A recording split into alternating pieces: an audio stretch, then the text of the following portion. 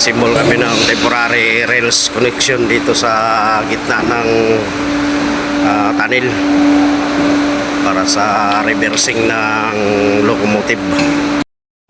Ito yung way papuntang southbound mula sa Camp Aguinaldo patagos ng Ortigas Station, pero nasa 1,700 meters pa lang, so hindi pa siya tuluyan tumagos talaga sa Ortigas Station.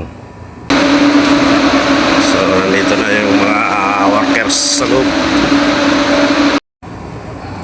Although mayroon namang gumagawa ng mga gawain dito sa loob, siyempre kung sino yung mga nakadestino dito sa area na to ay tulong-tulong na lang din para mapabilis yung trabaho. So mayroon namang nagsusupervise talaga na talagang expert sa mga ganyan. So kami naman ay nag-a-assist lang para sa ganun mapabilis yung gawain kung ano man dapat gawin dito sa loob ng tunnel. So guys, ito na yung kinabit namin na steel segment nung nakaraan, kung saan ay medyo nahirapan din kami dahil iba yung ano nito, bigat. So sa una talagang kabit namin medyo nahirapan kami sa pagbubuhat ng hindi katulad nitong mga concrete segment na to dahil sanay na, so mabilis na lang.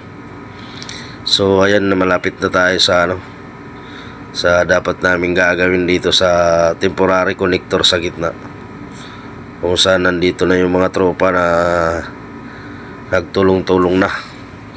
So kami naman ay mga night shift, kaya kami naman yung papalit dito sa mga pang-umaga, So ito yun. Ito na yung gagawin. So mabilis na lang ang paggawa nito dahil naka-sit up na ito sa taas. So ilalapag na lang yan dito sa gitna, kung saan yung mga sukat na yan ay naka-steady na, na may mga na palatandaan na kung saan nilalagay yan. So yun, nagkabit kami ng temporary na gantry na to para sa pagbubuhat, kasi nga wala namang hoist dito sa gitna na.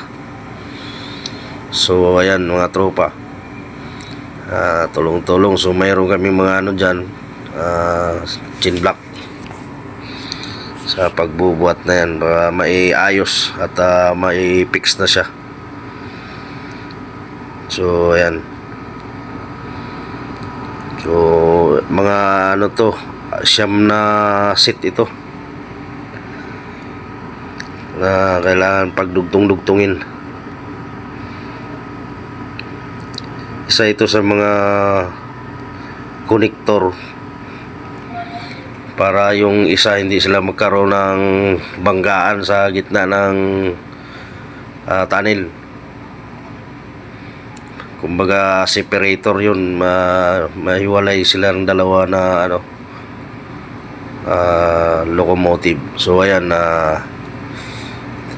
nilandahan na sa pagbibira para maiangat na yan, kasi hindi kakayanin ng tao-tao lang na kasi mabigat. Solid yung mga release kasi na yan, kaya pag hindi mo gagamitan ng chin block o lever block ay napakabigat. So mano-mano yan, para lang maikasa ng maayos.